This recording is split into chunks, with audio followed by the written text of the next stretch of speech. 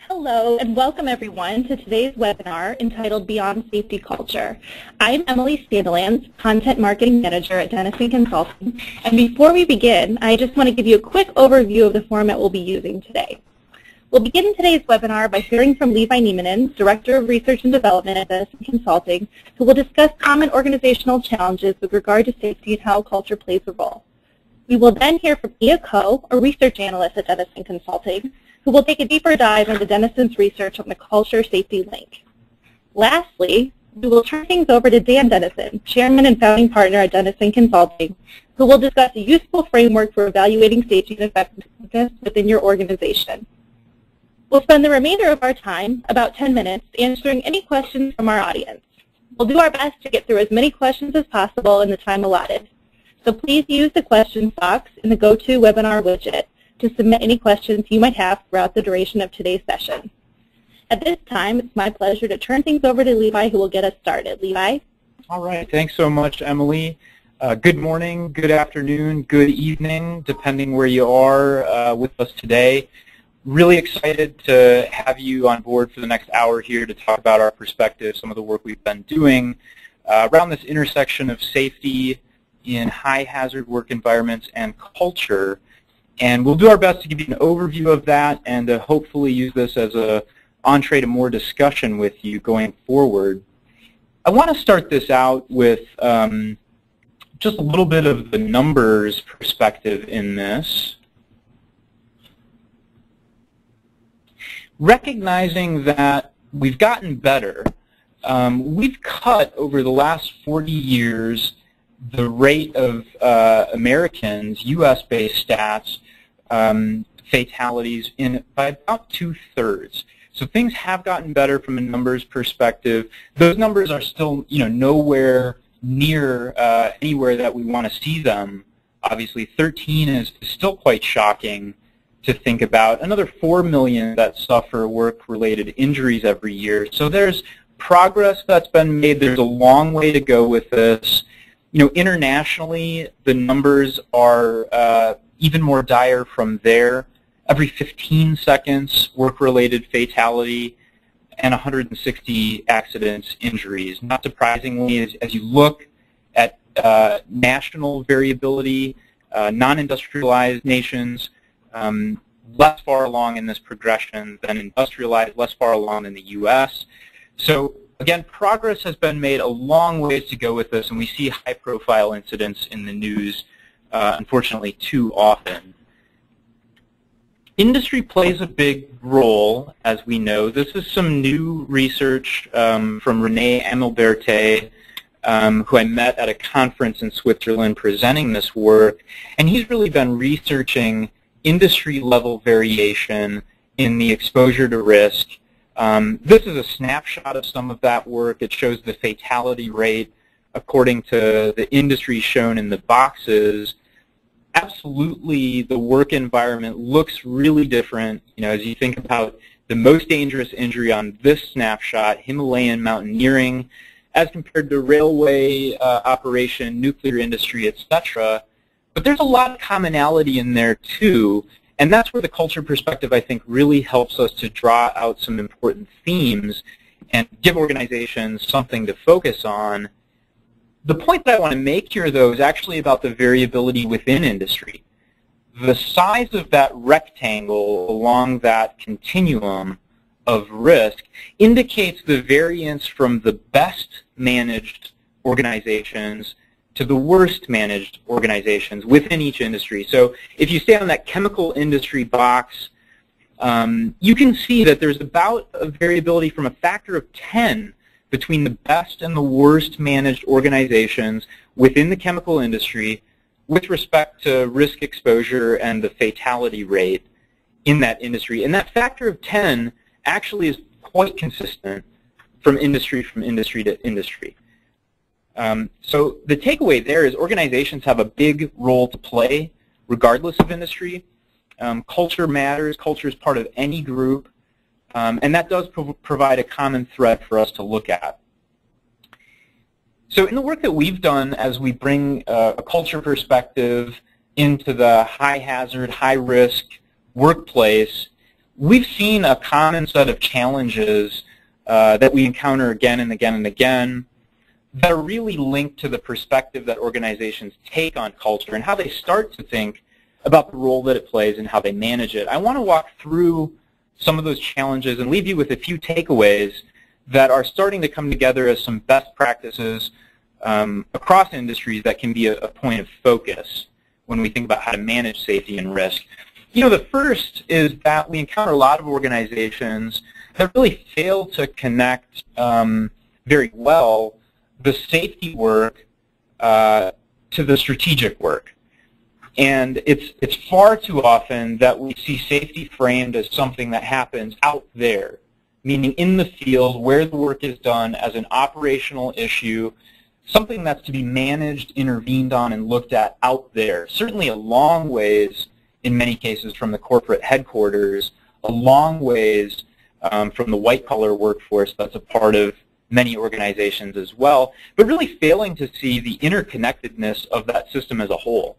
And the idea that the world that our operational folks live in is really created in many ways by the decisions that are made by senior leaders in organizations, starting with the CEO, the executive team.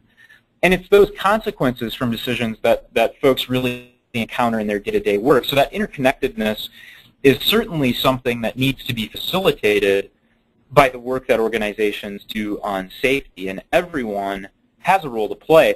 So the takeaway with that one is that our perspective is these things really need to be closely, concertedly linked together. Safety management and strategic management. Safety professionals need a seat at the table with senior executives. And those senior leaders really need to be stakeholder number one. And to make sure that that message is communicated from the top out, that they're truly committed and are part of what the organization is doing with respect to safety.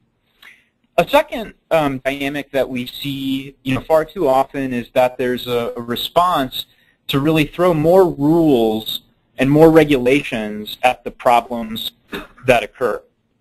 No doubt about it, we've reviewed a depth of literature on this topic that regulatory focus has resulted in improved outcomes for organizations. That's certainly part of that progression from cutting fatalities in the U.S. by 2/3 over the last 40 years. But the perspective we would have is that organizations really need to make a concerted effort not to stop there. Okay, so regulation is certainly a part of the strategy. It can't be the whole strategy. And there are a lot of reasons why that's the case. The most basic is that the rules and regulations apply to the incidents of the past. They're architected as a result of what happened last time. And we know that as the work environment becomes more complex, the VUCA, volatile, uncertain, complex, ambiguous environment, the rules written about the past may or may not apply equally to the future. And worse, there are times, and there are good case examples of this, where that rule or compliance perspective can even inhibit the flexibility that organizations need to improvise and to stay ahead of the next set of risks that's coming down the pike at them. So our perspective here is, organizations really need to get beyond that compliance-driven mindset, work to build adaptive capabilities that allow the organization to respond to the new threats, the new risks that it's facing. And that's really been framed well in the work, the practical work, the research literature around resilience. And our culture work certainly touches on helping organizations to build that resilience capability.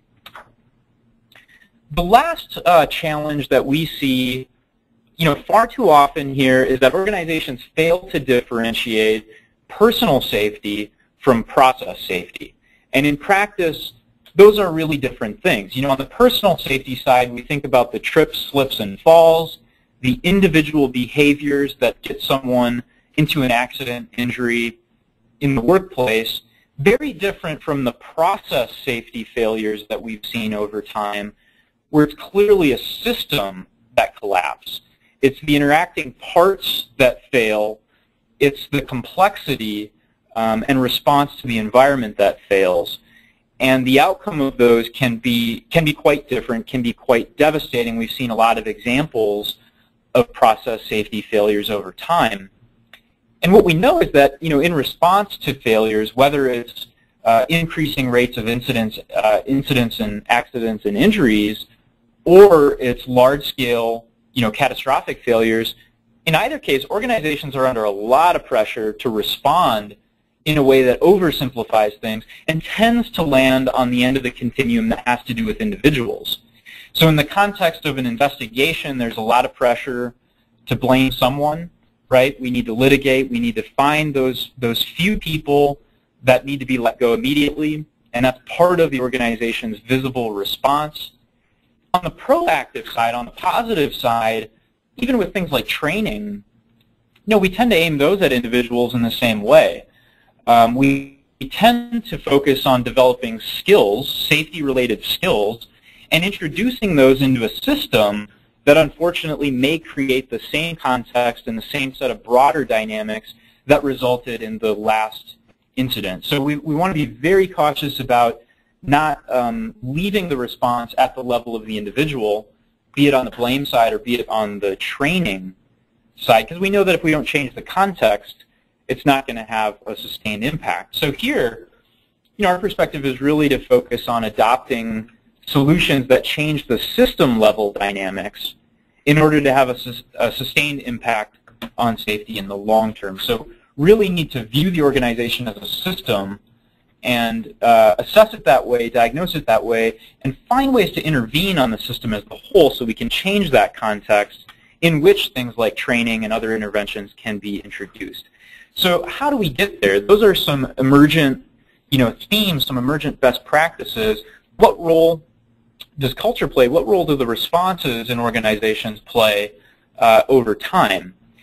Now, one of the ways that we've described the combination of some of those challenges is with respect to this shifting momentum between a focus on safety in the acute side and a shift back to the focus on performance over time. And those three dynamics in combination really contribute to this pendulum effect, where after the last incident unfolds, most organizations will really rally a lot of support and resources to focus very acutely on safety.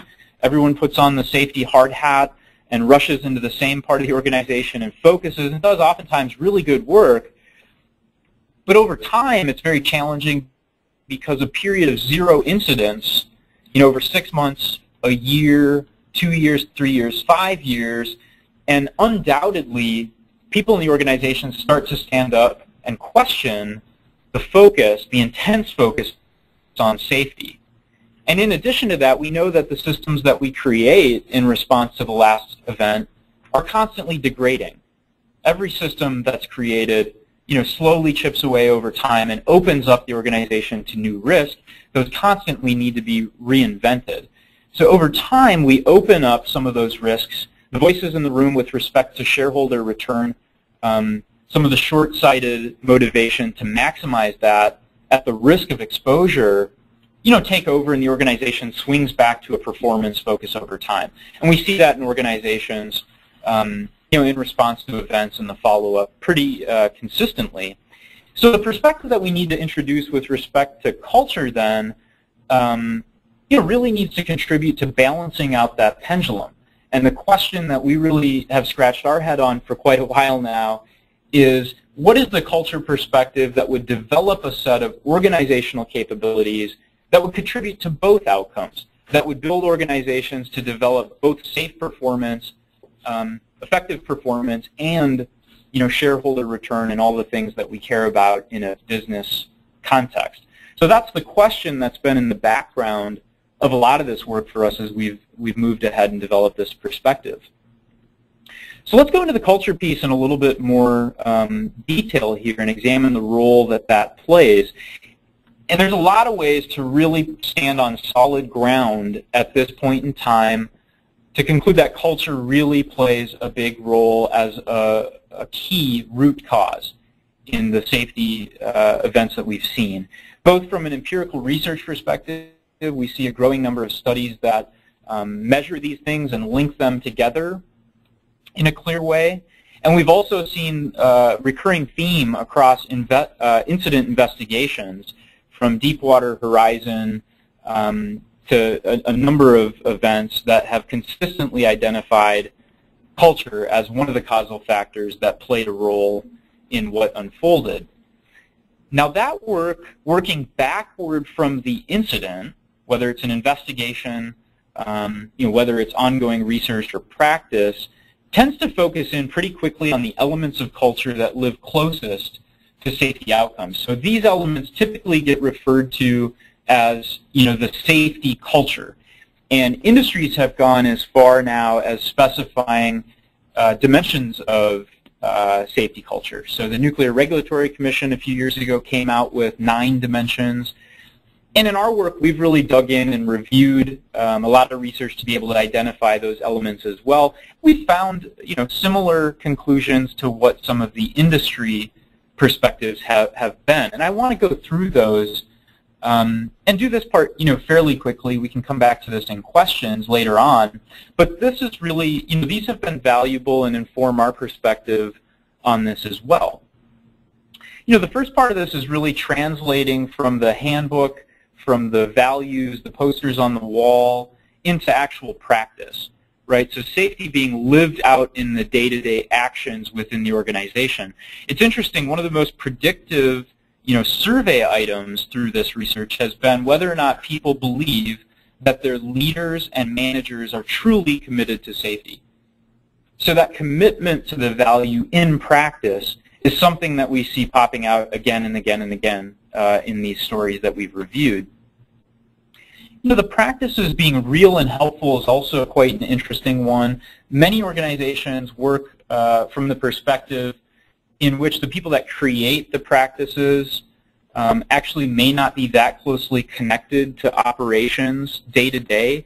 And so we can develop some work practices, processes, procedures that may or may not reflect, very well the day-to-day life of the role, the job, the task. And when that happens, people really quickly decide that they can work around that. It's the shortcut that we can see here that happens. So that interconnection between the way that organizations prescribe behavior and what's actually needed to perform the job is a really, really critical piece. And that speaks to involving people on the front line and creating a lot of that work.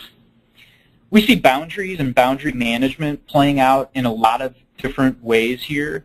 Deepwater Horizon was an interesting one. The contractor role in that event certainly got a lot of attention. So many people on the deck of that platform the day that the event unfolded, were contractors. There's a similar story with respect to NASA Challenger leading up to that event. So how organizations manage the internal and external dynamic between the different agencies that they work with, critically important for safety, how it unfolds day to day. Same thing applies to internal boundary management, functional, geographic, etc. So getting people coordinated on that same page, really, really important. This is Norman Rockwell, picture of the telephone game that refers to the speed of information and the action that follows from it. And of course, the joke here is that you go from the upper left, where the message looks one way, through the chain of command, up to the senior leadership perhaps, and it's a very different message. And the response may or may not address the actual situation the way that it unfolded with very much integrity. So there are good examples here of organizations that have implemented reporting systems and have innovated in a way that allows people to speak pretty truthfully and to do that pretty quickly so that information becomes transparent and gets to the right people at the right time in the right place. Alcoa being one really good example of that that we can go into.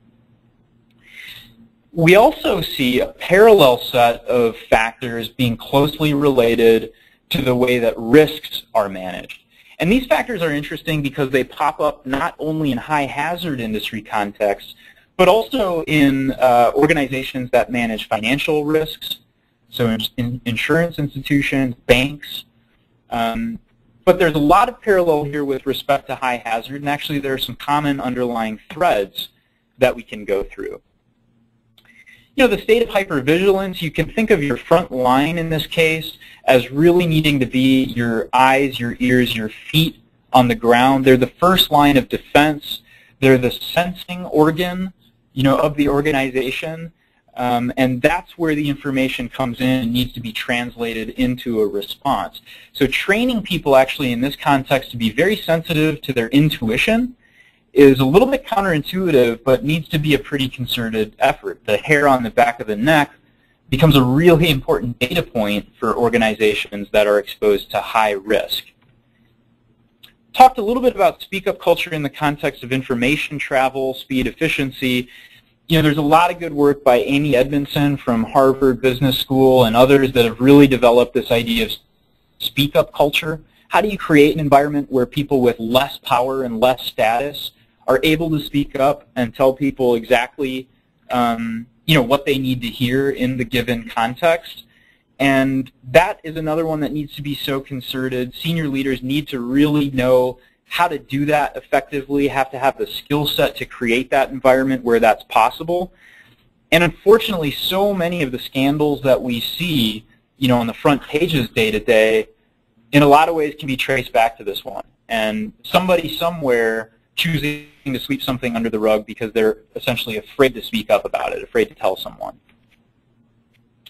Deep analysis of risk, full-scale investigation does this really, really well. Root cause analysis has been, quite well developed here. But on a day-to-day basis, what is the extent to which people go into a process of examining the context and really understanding what's happening? Our cognitive machinery, sets us up to be pretty short-sighted, to operate on a set of heuristics, and to jump to conclusions so that we can respond and that we can act.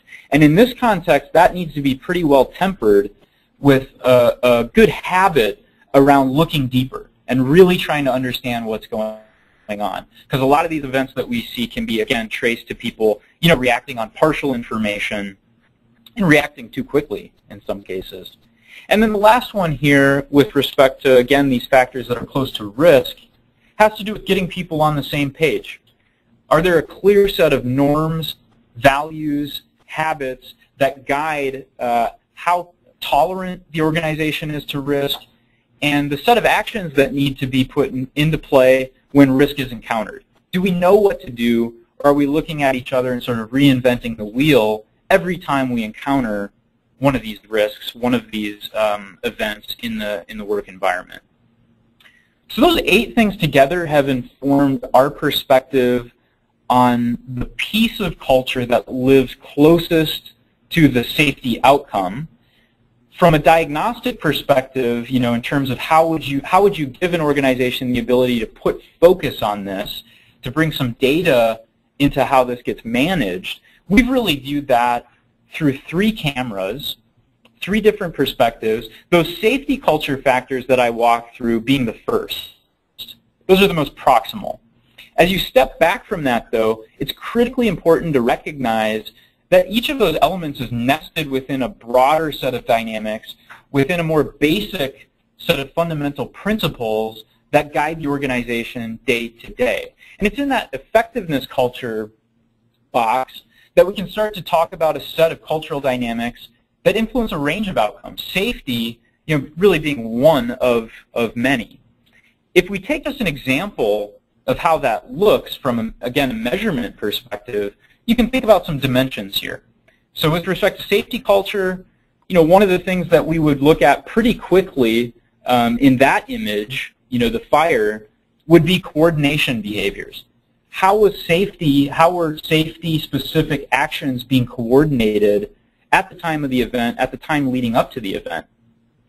Pretty important, though, to recognize that those safety coordination behaviors are really nested inside a broader set of dynamics that influence how people coordinate in general. How is work coordinated day to day, and how effective is that?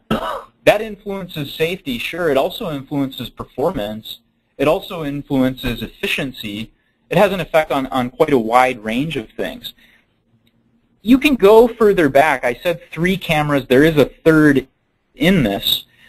If you peel it back even further, you can get to a place where now you're really just talking about some fundamental concepts about the way that people think and view the workplace.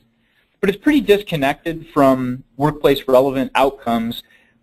Pretty good place to put the senior leaders to sleep, or maybe a little less silly, at least to make it difficult for them to see the connection between what you're focused on and the things that they care about and manage day to day. But we could draw that back and say that those same coordination behaviors are nested inside thoughts, perspectives on boundaries of space and time. So how the organization views its boundaries and manages those. So with respect to these three cameras then, which of these do you want to bring into the process of diagnosing where the opportunities are, where the challenges are, and then ultimately using that to guide the intervention that the organization chooses. And in our perspective, we want to pull those first two in. So we've developed an approach to complement, safety culture elements with this effectiveness culture piece. But to do that, it'd be great to really have the foundation and the research to stand on that shows the interconnection between the effectiveness culture and outcomes in the safety and the high hazard domain. So with that said, I'm going to transition this to my colleague here at Denison, Ia Ko, who will take us through some of the work we've done to link up culture, effectiveness, and safety. Yes, thanks, Levi. As Levi mentions, there are a number of work streams that have informed our current thinking on safety and risk. And our own research is an important part in there. So I want to spend a few minutes to talk about our research that helps us understand the links between culture, effectiveness, and safety. And before I get to the specifics of the research, I want to first clarify how we define and assess organizational culture. I believe that several of you are already familiar with our model, our approach to culture. For those who are not, I'm going to spend a few minutes on our model and our approach to culture. So our research over the past few decades have revealed that there are four important elements of organizational culture that are closely connected to better organizational performance. First is mission. Mission is the purpose and direction of an organization. It defines vision, strategy, and goals and objectives of an organization. Second is consistency. Do we have a clear set of core values? Can we reach an agreement? Is the system well coordinated? Third is involvement. Do we have people who are aligned, engaged, and empowered? Are people developing their capabilities, and can they work together as a team? Last is adaptability. Are we listening to the marketplace? Can we translate the market demands and lessons that we learned from our previous experience into some concrete changes? So these four elements make up the Denison organizational culture model. And based on the model, we have developed a diagnostic tool that we use to assess organizational culture. So in our research, including the ones that I'm about to share more information about, we use the Denison culture model as a framework, and we use the Denison organizational culture survey as a tool to assess organizational culture.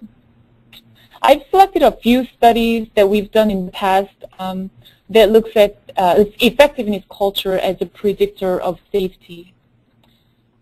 In this research, we looked at how culture might be linked to different safety outcomes, including accident and injury rates.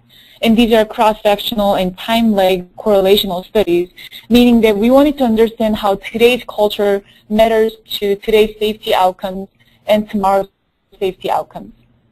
In the first study of distribution warehouses, we wanted to look at how the culture of warehouses might be linked to their safety outcomes. We found some interesting findings in that, distribution warehouses that we would characterize as having effective culture, indicated by high scores on Denison Culture Survey, they also had better safety outcomes, better accidents and injury rates outcomes. In the second study of manufacturing plants, we found very, very similar results, patterns and themes, in that the better, more effective culture, the better safety outcomes. In one of our recent studies that we've done looking at different organizations in high hazard industries, including utilities, mining, and construction. We looked at similar things. We wanted to understand the cultural link to safety outcomes for the same year and then over the next several years. And again, we found similar results. And here I'm going to summarize some of the research findings that point to the link between effectiveness culture characterized by the Denison culture model and the link to safety outcomes. And the bottom line is that the culture matters to safety, but there are 4 specific aspects of culture that seem to be more tightly connected to safety outcomes. First is organizational learning, which makes sense because organizational learning promotes that open environment where people can talk about safety incidents, accidents, and they can learn from those experiences. Second is creating change. Levi mentioned VUCA world and not being too limited by the rules and regulations. So creating change really promotes that thinking, that practice to adopt new and improved ways to respond to uncertain and complex risks and safety threats. Third is empowerment. It's interesting because when you think of empowerment, it really changes the shift from safety being a management issue to empowering people on the ground to make the decision on safety, being able to do the right thing to get the work done safely. And last one is team orientation, which makes sense again because team orientation promotes that people work together, they establish norms around safety together, they uphold the safety standards together. So based on some of the research findings and what we learned from comprehensive review of industry best practices and research findings, we began another research which we'll frame as a pilot research because it's going to be one of a stream of research that we plan to do to understand the linkage between culture, safety, and financial performance. And what you see on the screen is probably a predominant perspective on safety, culture, and financial performance in that you manage safety, reduce the cost for a better financial outcome. We wanted to shift this thinking a little bit so that safety is really a result of good management. Safety is about a good management. What we did here is to look at culture, financial data, and safety outcomes among 67 publicly traded companies. The results overall point to what Levi had shared earlier, that you really want to focus on the effectiveness culture that impacts both financial performance and safety outcomes. And here you see that the focus on organizational learning positively impacts your sales growth and negatively your safety outcomes. And the next one also shows that organizations' capability development aspect of their culture has a connection to both financial and safety outcomes. So our research really points to the importance of looking at effectiveness culture. And so this is really all really interesting, all seem highly relevant, but how do you turn these research findings into action? So I'm going to turn into Dan, who will help us answer this question. Okay, thank you, Ian. Thank you, Levi, and thanks to all of you for joining us today. Really glad to have you with us. It would be more fun if it was in person, but this at least gives us a chance to talk about some of the things that we've been doing in the area of safety and risk. I want to make a couple of comments and then talk some about how effectiveness, gets translated into action, and talk about a case study or two.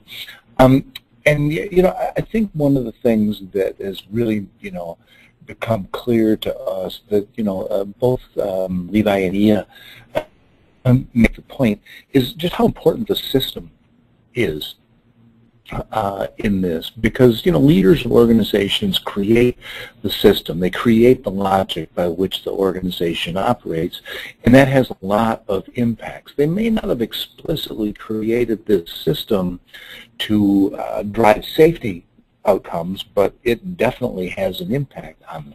The most interesting part of the research findings that Ia just summarized, if I can back up here a couple of these, is how many of you would have predicted that the best way to predict safety outcomes is with measures of how flexible an organization is?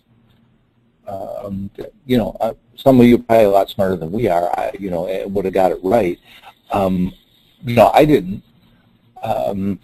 My expectation was that safety outcomes would probably be best predicted by stability characteristics, coordination, maybe agreement and integration and goals in this, because so much of the effort that we see in managing safety is focused on compliance. Well, the research points us in exactly the other way. You know, it's not about creating a new bureaucracy that tells everybody to kind of put on their, you know, their hard hats, their gloves, their boots, hang on to the railing, and you know, not serve their role as making the organization aware of the systemic risk, the dynamics within the system. Charles Perrault wrote a book about this 20, 30 years ago called Normal Accidents. And, you know, it focuses in on the system dynamics and how important those are. And in a lot of the, you know, examples that we've worked on, the system dynamics are the hardest part to change. You can't do, you know, kind of skills training for system dynamics quite the same way that you can mandate personal safety. And so that's where the challenge is greatest. That's where the challenge, I think, it's most important that it incorporate some element of culture. You know, one of the things that we learned through the book that we published in 2012 was how important habits and routines are to changing culture. You know, a habit and a routine contains the different levels of culture. There's, you know, kind of the part that you can see, there's the values, there's the underlying mindset, but habits and routines are much narrower in their scope. And so at the, you know, at the end of the book, when we were trying to summarize what we thought we'd learned, we said, well, most of the organizations changed because they focused on core habits. Those habits, routines, you know, often reflect capabilities of an organization. And one of the things that we found, you know, most helpful is to, you know, ask the leaders of an organization to, you know, think about the core habits that make up the culture of their organization and divide them into these 4 categories. Well, first there's good old habits. And those are things that we've had right all along. We want to keep it that way. We want to preserve and strengthen those. And, you know, but Levi mentioned with kind of speak up habits, routines, commitment. You know, Amy Edmondson's work on speaking truth to power. Boy, those are powerful dynamics in any organization and in any safety improvement project or risk management. Those are really, really important dynamics. But then there's also bad old habits, and bad old habits, we've got a different title. It's, you know, unlearn and leave behind, because those are the things that may have worked well in the past. You know, get her done. Don't worry about the, you know, all of these bureaucratic regulations. There's money to be made. Some of those need to be, you know, rethought. The whole process of, you know, organizational learning, as Ia mentioned, how forthcoming are people about things that aren't working, about the failures. I worked with an organization one time where the kind of the bedrock routine was called never identify a problem without a fix. Okay, which means until you've got the perfect fix for this one all worked out, don't raise your hand. For God's sake, don't open your mouth in this. And that was a that pretty principled, pretty complex way of making sure that problems stayed undercover. Usually until they got so big and ugly that they, you couldn't keep them undercover anymore. But that's an example of a core habit and routine that you need to unlearn and leave behind. Good new habits. Well, we need to invent things when we're trying to create change, and we don't always get them right the first time, so we need to both invent and perfect them. And one of the examples here that we've talked about many times with one of our clients, the MTA in New York. It's an example of a creating a good new set of habits by doing something really, really courageous, and that's changing the way they did maintenance on the system. As you can see from the slide, it's a big system, carries a huge number of passengers. And then they have the need. It's over 100 years old. The core of it, they have this, need to do maintenance on the system, and they don't want to make people angry or inconvenience them, and they know that New Yorkers are always notoriously patient and forgiving and supportive in this, and that in the past they literally did the repair work on weekends when the traffic was slower. And if it sounds like they're waiting by the side of the track to dive down into the tracks, make the repairs until the next train comes by, and then jump back up out of the off the tracks back onto the platform, let the train go by and jump in and do it all over again. That's the way it worked. It was expensive, dangerous, slow, and incomplete until they created a program that they called Fast Track. And this system would say on this line for the next 4 nights from 10 p.m. till 5 in the morning, we're going to shut it down. Really hard choice to make. They hadn't shut it down, ever. And at first this wasn't popular at all, but they organized themselves to jump in and have a full shift where they could make the repairs, they could do the maintenance, they could do upgrades. The first year they had constant complaints about how inconvenient this was. By the end of the first year, they had a lot of people saying, well, what about us? When are you going to do our line? When are you going to do my station? What about me here? Because people wanted them then to do a fast track program on their part of the system, realizing that, yeah, it would be a little inconvenient for a week, but then you'd be back into the modern times, making a set of repairs that maybe hadn't been made in 75 years in this. This raises an interesting example. Is this a safety intervention? It improved safety. It changed the accident rate. It's for employees. It will change the accident rate for passengers, although they don't have data specifically linked to those changes now.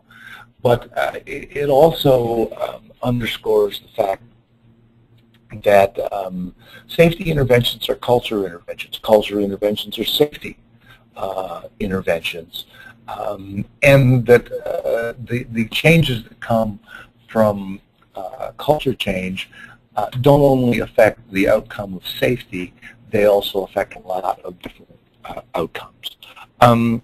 The last category that's in the habits matrix here is bad new habits, and it's quite interesting how organizations, when they try to impact risk management or safety, they often, their first instincts aren't always, don't always hit the target. There's a lot of learning. In the fast track program, at first it was pretty difficult. They built so much skill in the process of, learn from what you're doing, rethink, and try again, that a year or two after they did this, they encountered Hurricane Sandy. They credited their rapid response to Hurricane Sandy to what they'd learned through a bit of a trial and error process through fast track. I was just on the phone this morning with a financial services organization that was planning to do an audit of risk management practice. Kind of interesting, because even starting with the perspective that it was an audit led them directly into kind of a compliance approach. One of the things they were learning is it's not all about compliance. It's also about the character and the culture of the people in the organization, and that they need to work both sides of that coin to have the impact that they want. So these are some of the perspectives that we've developed. A lot of cases that have started out as safety interventions have had an impact on the broader culture in the ways that we're describing in the presentation today, and a lot of the culture and organizational change efforts that we've been a part of have a significant impact on safety, one of the most important outcomes. But as the research that Ia summarized said, these things tend to happen together, and that you see other aspects of effectiveness and performance that go along with safety interventions. So, let me stop here so that we've got a little bit of time for some questions and comments from your end, and a little bit of a chance for each of us to respond to those. Perfect. Thanks so much, Dan. At this time, we're going to begin the question and answer portion of our webcast. If you have a question you'd like to submit to the group here, and you haven't done so already, please use the questions control panel to send us your question. And we've already received actually several great questions, so why don't we just dive right in. This first question comes to us from Brian. Brian wants to know, how does your perspective play out in different industries? And I'm going to pose the question to the group. I can start this one out. I think, when we dove in and started to identify some of the more proximal, indicators of safety culture, we were certainly looking at industry-level variance in that. And what we were looking towards was the common threads that cut across industries. And certainly there's a good, rich history in the safety management world of applying interventions that were developed in one context into another. Crew resource management being a really good example of that, which was essentially about creating a little bit of a speak up culture and the skill sets that go with that in the cockpit. And then in a hospital, in a healthcare context, that one was transferred pretty directly into surgical rooms and procedures as well.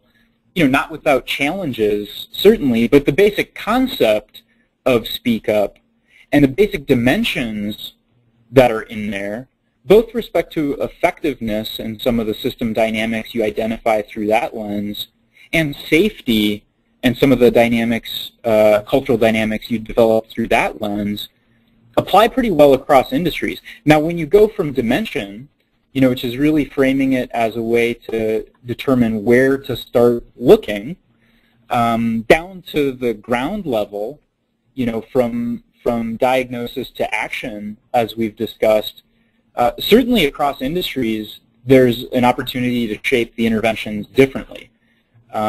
It could look quite different to focus in on coordination mechanisms in aviation and to get the right set of habits, the right set of interventions implemented there than it would be in a healthcare context. but the focus on coordination, tried and true across both of those. But let me let Dan add a few comments there. Thanks, Levi. It varies a lot by industry in terms of what do you do to improve safety, and whether you're working in nuclear power or manufacturing, healthcare, oil and gas, financial services, transportation. I mean, what is safety really varies a lot, and what are your points of leverage? Having said that, the culture change parts of this look pretty familiar. I mean, the dynamics of, doctors in healthcare systems getting used to computerized record, entry, systems, resisting that, the expertise battle, that has a pretty familiar change dynamic. In the subprime mortgage, debacle, the core habit in this was that, somebody probably countrywide, invented a way to book the loan and make a profit on the fees that you get for booking the loan, whether anybody actually pays the money back. And that core habit, and then, being able to securitize that and sell it on down the road,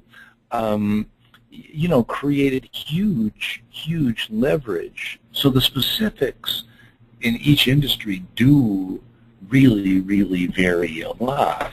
The dynamics of it being a culture change, you get this, I've been here before, feeling pretty quickly, even if your expertise is in healthcare, but you're listening to a discussion about oil and gas, or your experiences in manufacturing, but you're talking with financial services people about risk management, the culture change part of it is pretty similar industry to industry.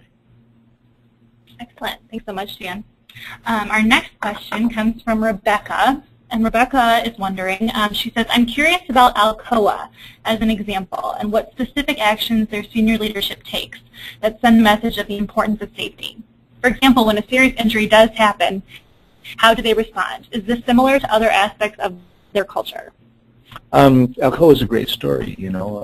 Paul O'Neill attributes safety as the keystone habit in introducing a new era of performance and effectiveness in Alcoa. They had a great run during Paul's reign as CEO, but he struggled in the beginning because there was nothing that labor and management could both agree on.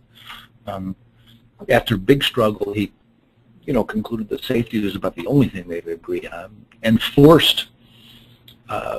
It's an interesting example of using compliance to build character.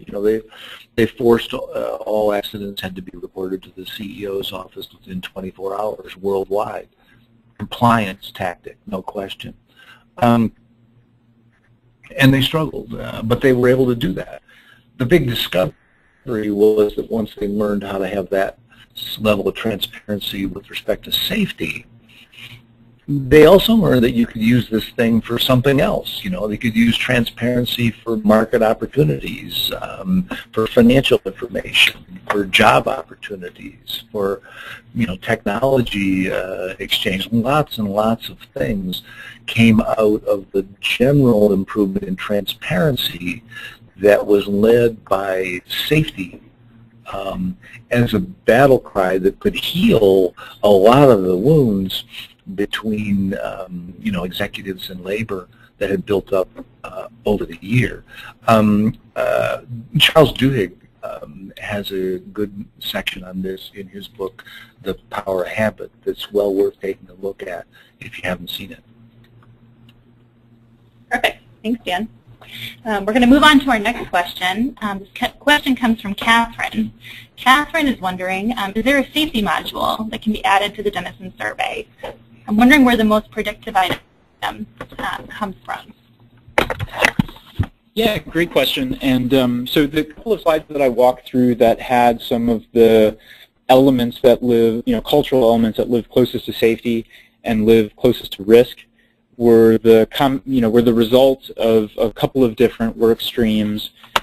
Client work that we've been doing in this space for a while now, and our experience there, in addition to some deep research and review work, really looking at the science on this and what has a predictive relationship with safety outcomes. And so those 8 elements are actually built into a tool that we've created and which is in pilot currently.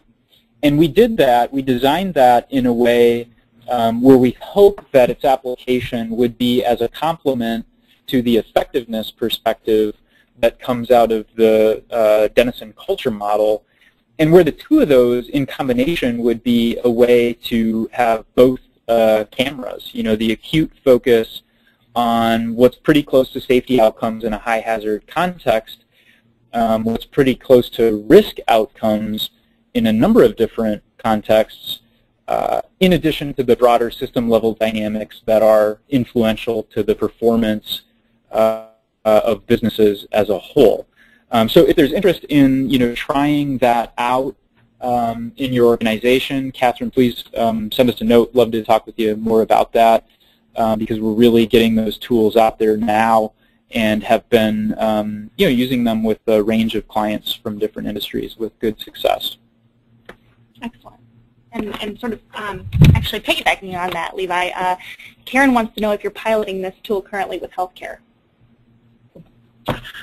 We are, and healthcare is one place where there's an interesting wrinkle in terms of the diagnostic piece because, having reviewed a lot of different safety culture assessments in healthcare, there's this thing called the patient that definitely takes a center stage in healthcare.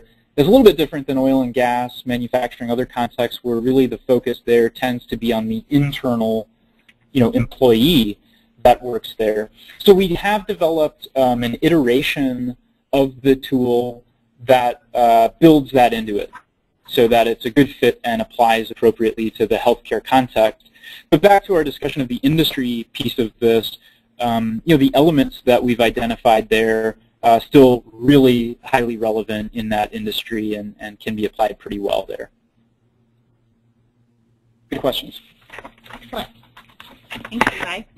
Probably have time for one more question here. And the final question is going to come from Elizabeth. And Elizabeth wants to know what is the view, or what is everyone's view on safety leadership? Well, I think that when you look at different organizations that have, well-developed safety practices and infrastructure, but maybe they report in 2 or 3 levels down from the CFO or the CHRO or some part of operations. You may have a lot of safety leadership at a local level. You may have it in the staff function, but the issue of how the leaders of the organization frame safety as a business issue is kind of up for grabs. And I think that's a struggle. You see a lot of examples where there's a well-established safety infrastructure, but they don't get the attention of the top group, and it's hard to say that those are stellar examples of safety leadership.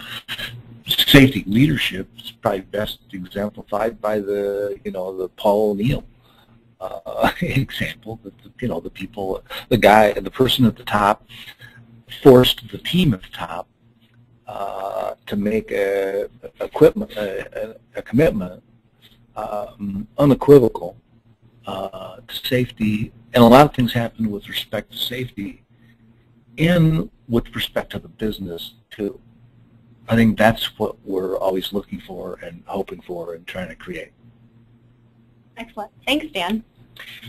Yeah, so before we end today's session, I'd like to thank our presenters for an engaging discussion, as well as thank our audience for attending today and submitting some really great questions.